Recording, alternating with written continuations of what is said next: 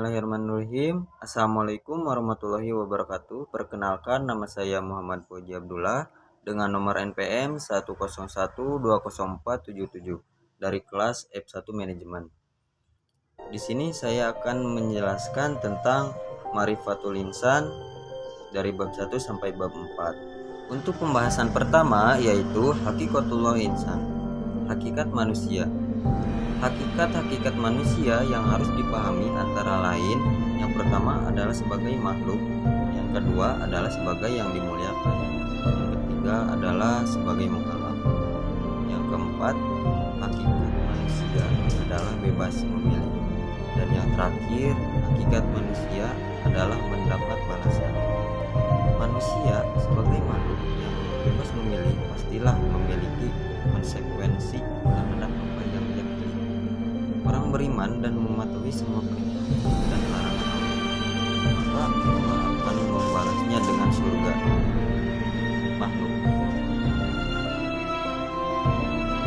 Makhluk yaitu suatu yang dijadikan atau yang manusia dan tumbuhan-tumbuhan. Pertama, berada di atas fitrah.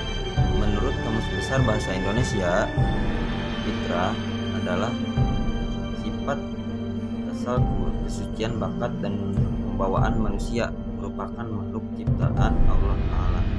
Ia diciptakan fitrah, berada di atas fitrah, sebagai yang disebutkan dalam firman Allah dalam surat Ar-Rum ayat 30. Lemah, manusia juga diciptakan oleh Allah dalam keadaan dhaif.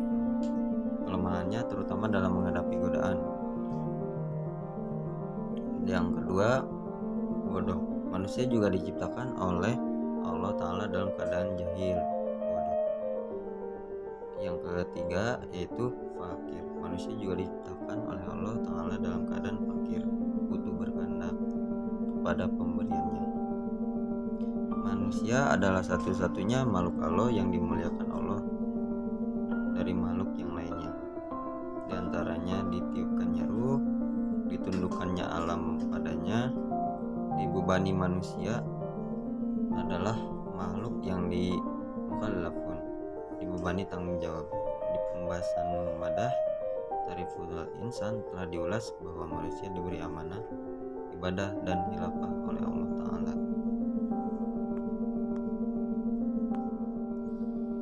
Untuk pengertian Ma'rifatul Insan mempunyai dua kata, yaitu marifat dan insan. Marifat berarti mengenal, sedangkan insan berarti manusia atau diri sendiri. Jadi Ma'rifatul Insan dapat diartikan mengenali diri sendiri. Secara istilah, Ma'rifatul Insan sendiri merupakan suatu proses mengenali dan memahami penciptaan manusia oleh Allah Subhanahu wa Ta'ala, yang mana manusia merupakan makhluk yang paling sempurna di antara makhluk-makhluk lainnya. Untuk definisi manusia itu sendiri bisa dipahami secara bahasa bahwa manusia berasal dari kata manu atau Sanskerta, mens Latin yang berarti berpikir, berakal budi atau makhluk yang berakal budi, mampu menguasai makhluk lain.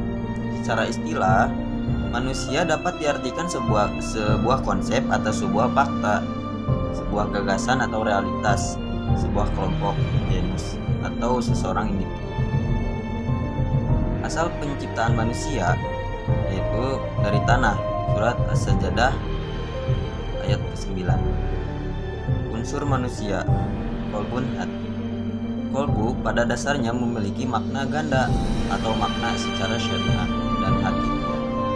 Secara syariah, kolbu diartikan sebagai segumpal daging, yang mana baik buruknya akan memberi dampak besar terhadap jasad seseorang. Akal, di dalam tubuh manusia tersembayam pula al-aql, yaitu akal. Disebutkan pula bahwa tempat al-aql itu ada di dalam al-qalb, hati, sebagai al-ajib. Jasad-jasad sangat mudah dikenali karena ia dapat kita lihat dan kita raba.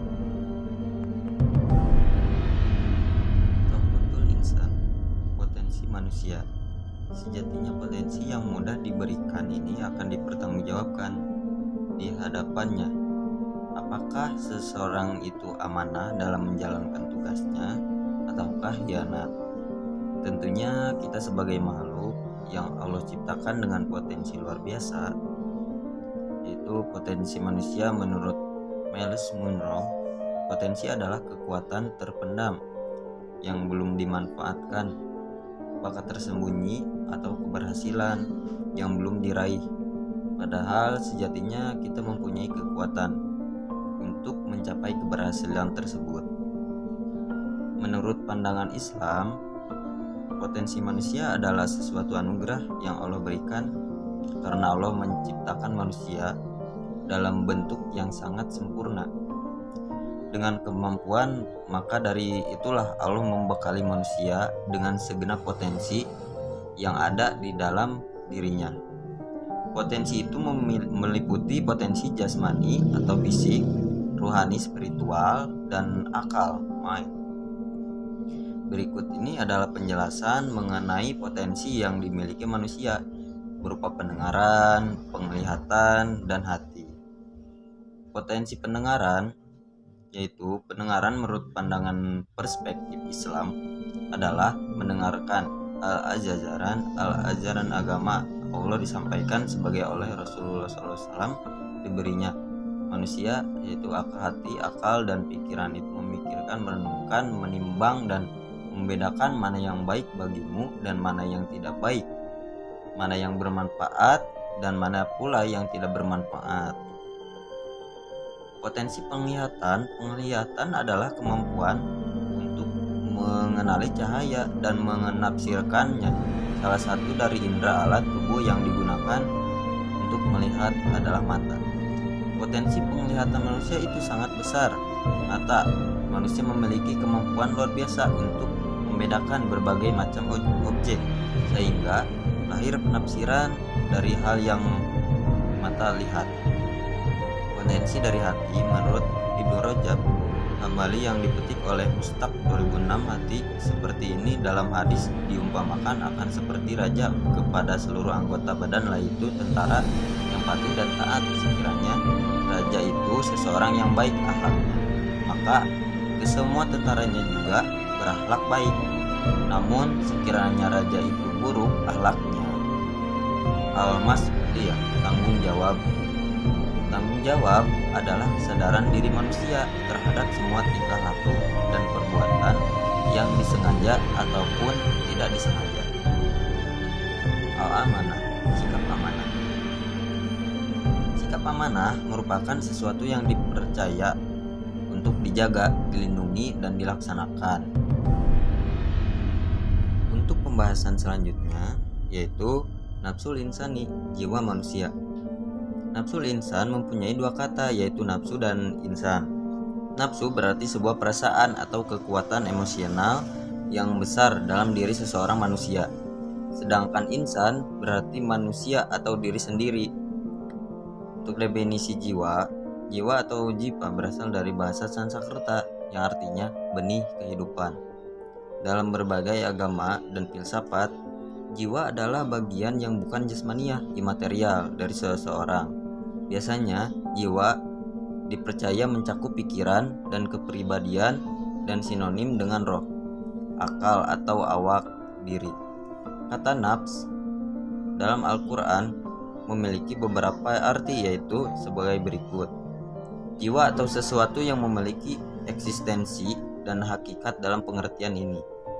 Nafs terdiri atas tubuh dan ruh, sebagaimana tampak dalam ayat Al-Quran Surat Al-Maidah, sebagaimana yang tampak dalam Al-Quran Surat Al-Maidah ayat 45 yang berbunyi, A'udzu billahi minasyaitonir rajim. Bismillahirrahmanirrahim.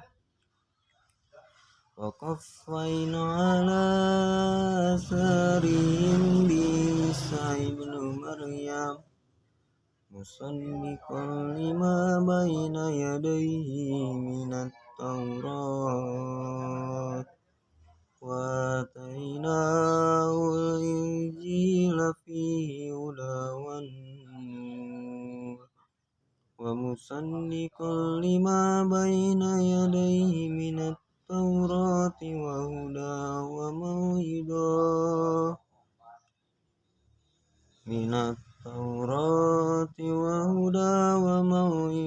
للمتقين.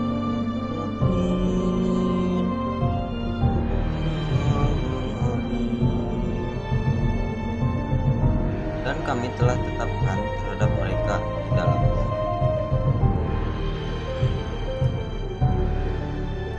Yang kedua yaitu nyawa, yang menyebabkan adanya kehidupan. Apabila nyawa ini hilang, maka kematian akan dialami oleh nafs atau diri. Dalam artian ini tampak dalam Al-Quran, para malaikat memukul dengan tangannya sambil berkata, "Keluarlah ya maut. Di hari itu kamu dibalas dengan siksa yang sangat menyenangkan." Suatu sifat pada manusia yang memiliki kecenderungan pada kebaikan dan juga kejahatan. Hal ini tampak dalam ayat Al-Quran. Maka hawa nafsu kolbi menjadikannya menganggap mudah membunuh seseorang. Sebab itu dibunuh, maka jadilah ia seorang di antara orang yang rugi. Sifat pada diri manusia yang berupa perasaan dan indera yang ditinggalkannya ketika ia tertidur tampak dalam Al-Quran.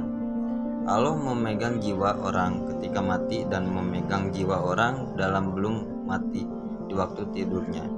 Maka dia tahanlah jiwa orang yang telah dia tetapkan kematiannya, dan dia melepaskan jiwa yang lain sampai waktu yang ditetapkan. Tingkat nafsu manusia terbagi menjadi 3 tingkatan, yaitu nafsul mutmainnah. Nafsul mutmainnah adalah jiwa yang telah mendapat ketenangan, telah sanggup untuk menerima cahaya kebenaran Sang Ilahi. Juga jiwa yang telah mampu menolak menikmati kemewahan dunia dan tidak bisa dipengaruhi oleh hal tersebut. Masuk ke pembahasan terakhir, yaitu sifatul insan, sifat-sifat manusia. Secara umum, sifat manusia terbagi dalam 2 kelompok, yaitu sifat kebaikan dan sifat keburukan. Dalam jalan benar, takwa membersihkan jiwa. Definisi takwa: membersihkan jiwa. Menurut Ibnu Qayyim berkata, hakikat takwa adalah menaati Allah atas dasar iman dan ihtisab, baik terhadap perkara yang diperintahkan ataupun perkara yang dilarang. Oleh karena itu, seseorang melakukan perintah itu karena imannya yang diperintahkannya serta dengan pembenaran terhadap janji-janjinya. Berikut ini merupakan sifat-sifat manusia yang dikelompokkan dalam kelompok orang-orang yang mencucikan jiwa. 1. Banyak bersyukur, yaitu syakur. Yang kedua, bersabar, sabur. Yang ketiga, berhati lembut. Yang keempat, kasih sayang. Yang kelima, suka taubat. Yang keenam, selalu bersikap jujur. Yang ketujuh, terpercaya. Jalan salah, jujur, mengotori jiwa. Definisi jujur: mengotori jiwa. Menurut Kamus Besar Bahasa Indonesia, jujur memiliki arti dalam kelas nominal atau kata benda, sehingga jujur dapat menyatakan nama dari seseorang atau semua benda yang dibedakan. Sifat manusia ketika hatinya kotor. Yang pertama, memperdulikan sifat tergesa-gesa, aculan, berkeluh kesah, tidak mau berbuat baik, kufur, pendebat, pembantah, jahil, dan zalim. Sekian penjelasan tentang Marifatul Insan.